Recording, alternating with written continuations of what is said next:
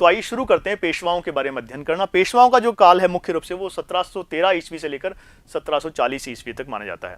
इसकी जो नेपथ्य में, इसके बैकग्राउंड में अगर हम देखें तो मुख्य रूप से ये देखते हैं औरंगजेब की मृत्यु के बाद औरंगजेब की मृत्यु 1707 ईस्वी में हो जाती है। उसके बाद मुख्य रूप से कमजोर मुगल बादशाहों का काल आता है और बहादुर शाह जो प्रथम होते हैं वो मुगल बादशाह बनते हैं। लेकिन उन्हें हटाकर फर्रुखशियर को किस प्रकार से मुगल बादशाह बनते हैं, और लगभग 1713 से लेकर और 40 के बीच में अनेक मुगल बादशाह हमें दिखाई देते हैं और सभी वो कमजोर हैं। तो इसका फायदा उठाकर पेशवाओं ने संपूर्ण भारत पर एक साम्राज्य स्थापित किया था।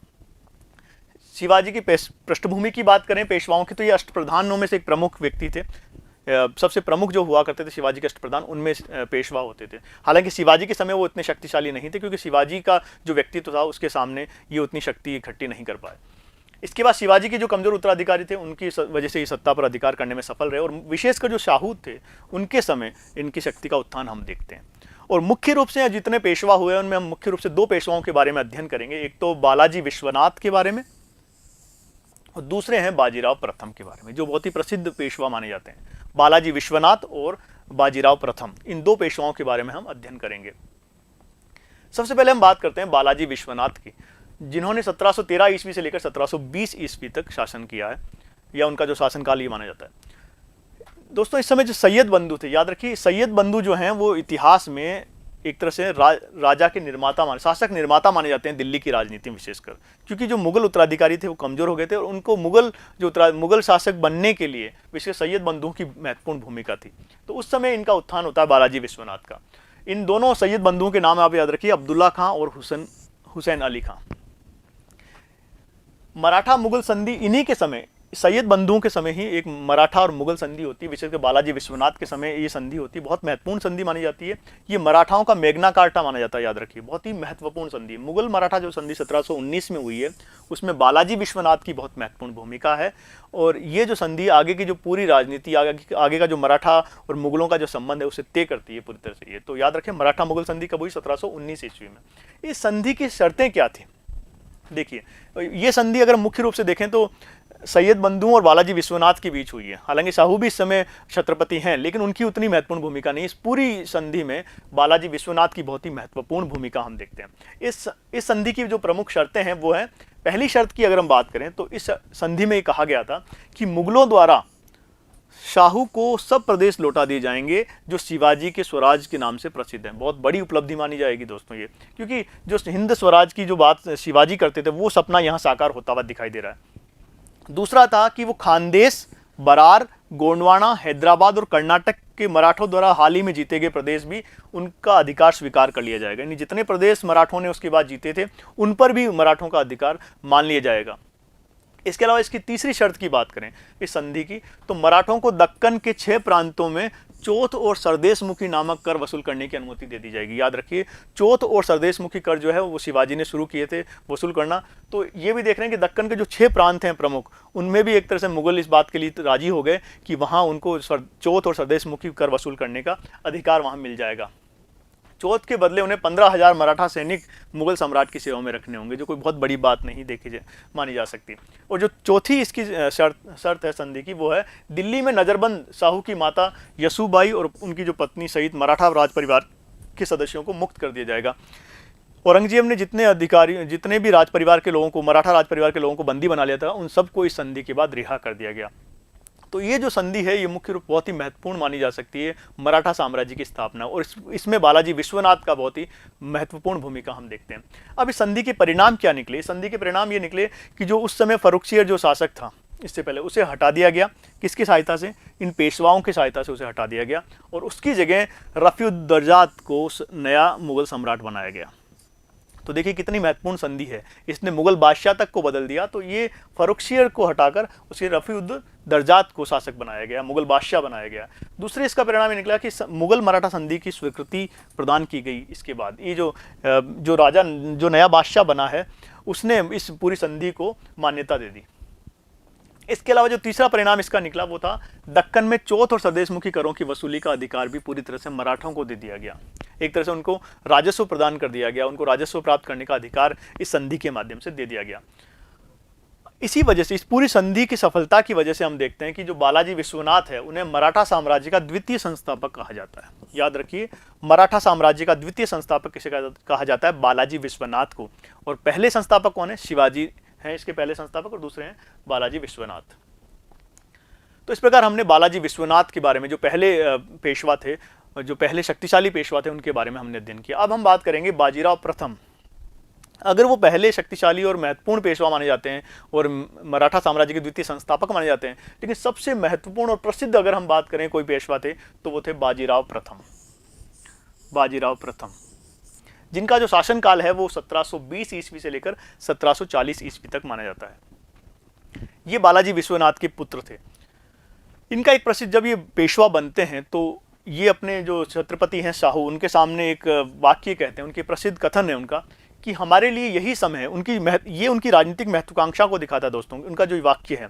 तो याद रखिए, वाक्य बहुत महत्वपूर्ण है। उन्होंने कहा, हमारे लिए यही समय है कि हम विदेशियों को देश से निकाल कर कीर्ति प्राप्त कर लें। हमें सूखे वृक्ष की जड़ों पर प्रहार करना चाहिए, शाखाएं तो अपने आप गिर जाएंगी। काफी प्रसिद्ध वाक्य कई बार पूछा जाता है, यहाँ से कई बार, हमें सूखे वृक्ष की जड़ों पर प्रहार करना चाहिए, शाखाएं तो अपने आप गिर जाएंगी। तो ये मुख्य रूप से जो उनकी उक्ति है, उनकी जो कथन है, ये उनका मुगल साम्राज्य के लिए कहा गया कथन है। वो कह रहे थे कि अब वो समय आ गया है जब हमें अपने देश से विदेशियों को निकाल कर बाहर करना, यानी मुगलों को निकाल कर बाहर कर देना चाहिए। और एक तरह से ये सूखा वृक्ष उन्होंने किसे कहा? ये मुगलों को कहा है। और जो बाकी जो उनके जो और राज्य थे मुगलों के, वो अपने आप शाखाएं जो है उसके लिए शब्द यूज किया गया है। तो ये जो कथन है उनकी राजनीतिक महत्वाकांक्षा को, उनके साम्राज्य विस्तार की नीति को दिखाता है। और इस वाक्य को सुनकर जो छत्रपति थे उस समय शाहू, उन्होंने क्या कहा? देखिए, उन्होंने कहा, तुम मराठा पताका को हिमालय की चोटी पर फहरा दोगे, तुम वास्तव में एक योग्य पिता के योग्य पुत्र हो। ये भी बहुत महत्वपूर्ण था। इनके पिता, आपको बताया, बालाजी विश्वनाथ थे, वो भी एक योग्य पिता थे, तो योग्य पिता के योग्य पुत्र हो। तो इन दोनों ही कथनों से हमें लगता है कि जो मराठा थे तो वो साम्राज्य विस्तार के लिए कितने उस समय उत्सुक थे।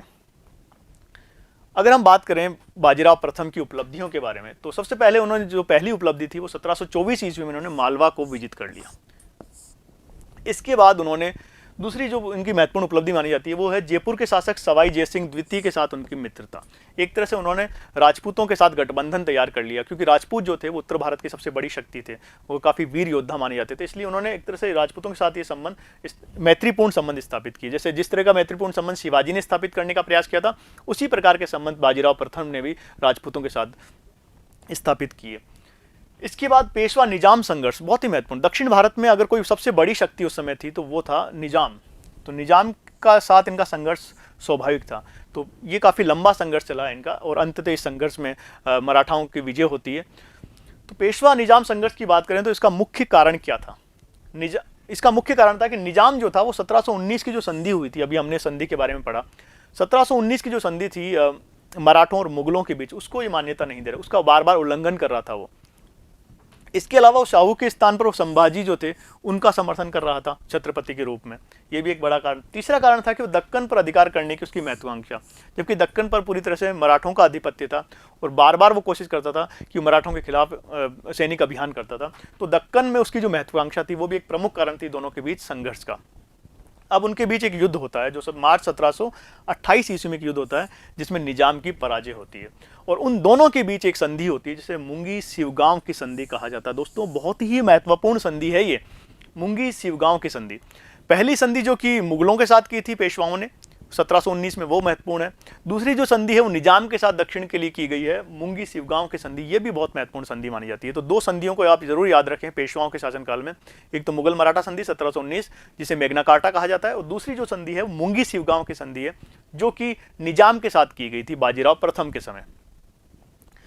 अब इस संधि की शर्तें बात करें, हमेशा याद रखिए युद्ध के बाद कोई संधि होगी, संधि की कुछ शर्तें होंगी, वो आपको हमेशा याद, परीक्षा में पूछी जा सकती है, उन्हें आप ढंग से याद करें। और संधि की शर्तें कोई अलग तरह से नहीं होती, जो शासक इसमें जीतता है उसके पक्ष में वो संधि की शर्तें होती, तो याद करना भी काफी आसान होता है।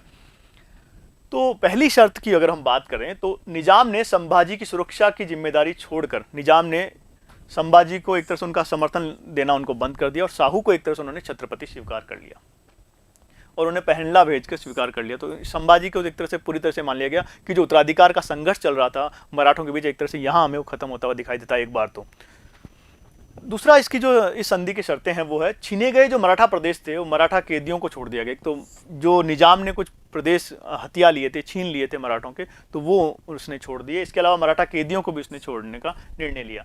इस संधि की तीसरी शर्त की बात करें तो 1719 में जो संधि हुई थी मराठों और मुगलों के बीच, उस संधि को भी इसने मान्यता दे दी और उसके अनुसार इसने चौथ व सरदेश मुखी कर की वसूली का अधिकार को भी मान्यता दे दी दक्षिण भारत के अंदर। ये एक बहुत महत्वपूर्ण बिंदु है इस संधि का, याद रखिएगा। चौथी बात जो संधि में हुई है वो है पेशवा ने प्रतिज्ञा कर ली कि वह निजाम के प्रदेशों पर आक्रमण नहीं करेगा। अब पेशवा ने अपनी तरफ से कहा कि भाई हम आपके प्रदेशों पर आक्रमण नहीं करेंगे, और निजाम ने मराठों के उत्तरी भारत पर आक्रमण में तटस्थ रहना स्वीकार कर लिया। और निजाम ने भी कहा कि उत्तरी भारत में जो आप आक्रमण करेंगे हम उसमें किसी प्रकार का हस्तक्षेप नहीं करेंगे। तो इस प्रकार इस संधि की प्रमुख शर्तें हमने देखी। दो संधियां याद रखी, 1719 की संधि और मुंगी शिवगांव की जो संधि है वो भी बहुत महत्वपूर्ण है।